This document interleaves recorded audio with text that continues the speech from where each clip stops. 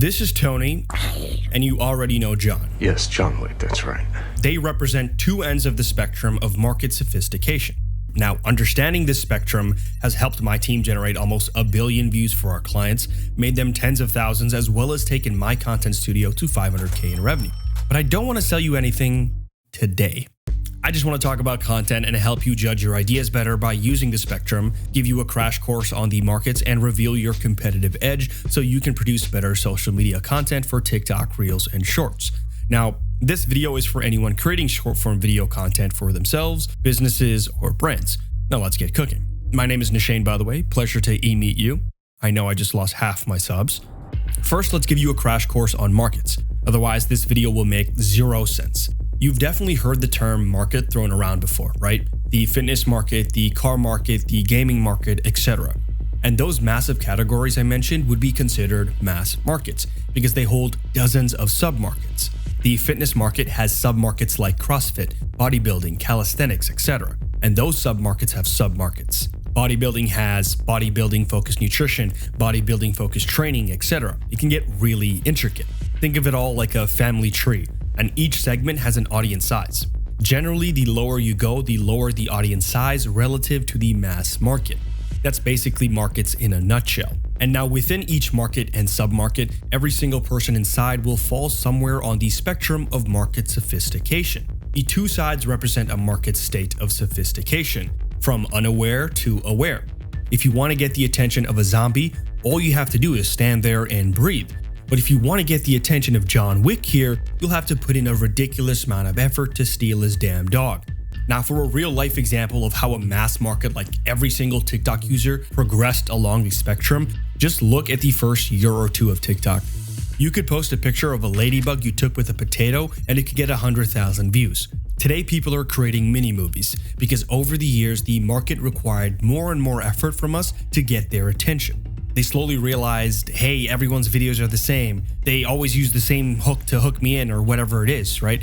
Now, the biggest issue here is that creators aren't adapting to the change of sophistication in their market and continue to post things that used to work and just hope things will eventually work out. Hope is no bueno. You and your ideas have to move with the market. So how can you use this spectrum to better judge your content ideas? Well, you can first find your mass market, then figure out which sub-market your video is targeting. From there, you'll have a rough idea of the TAM, or total addressable market, which is just going to help you estimate views. TAM is basically how many people are interested in that submarket. Now, in the submarket, you'll have to dive in and look at the content currently being put out and gauge the market sophistication level, placing them on the spectrum. This is the quality level your idea has to meet in order to get attention. Now, quality doesn't mean resolution like 1080p or 4K.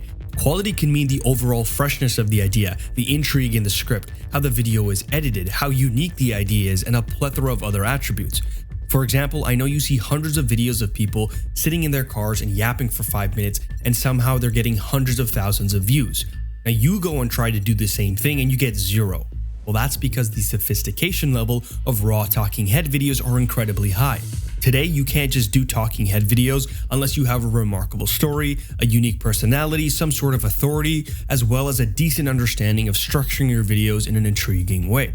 So you'll have to figure out how you can increase the quality of your idea to get the attention of your sub-market. You can try things like, can you find a new interesting angle on the topic? This would increase the freshness factor. Can you rework the hook in some way so it's not the same thing people have been hearing? Again, increasing the freshness factor as well as the intrigue meter. Can you visually tell the story better, increasing production quality?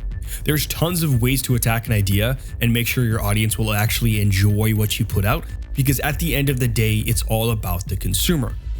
Now let's tap into your competitive advantage. The greatest asset you have when it comes to content creation is the years of niche knowledge you've developed around a market and its sub-markets.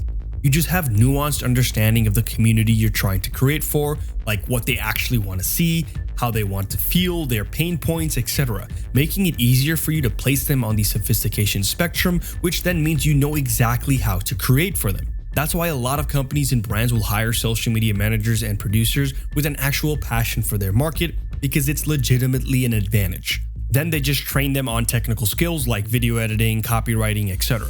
So the years of you watching a sport and understanding the history behind it might actually be the reason you land a social role with a sports media company.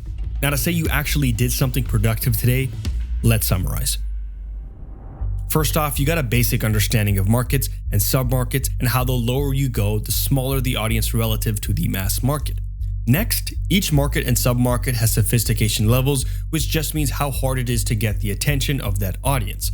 You can increase your ability to grab their attention by crafting stronger ideas, having better angles, better video quality, etc. And your secret power is the years of knowledge you have around a market and the passion you have for the community within. So use that next time you're applying for a job, trying to get clients, and just marketing your skills on the internet. If you have more detailed questions about strategy, video editing, script writing, social media, or literally anything at this point, you just drop a comment and I'll make a video on it. Also, subscribe.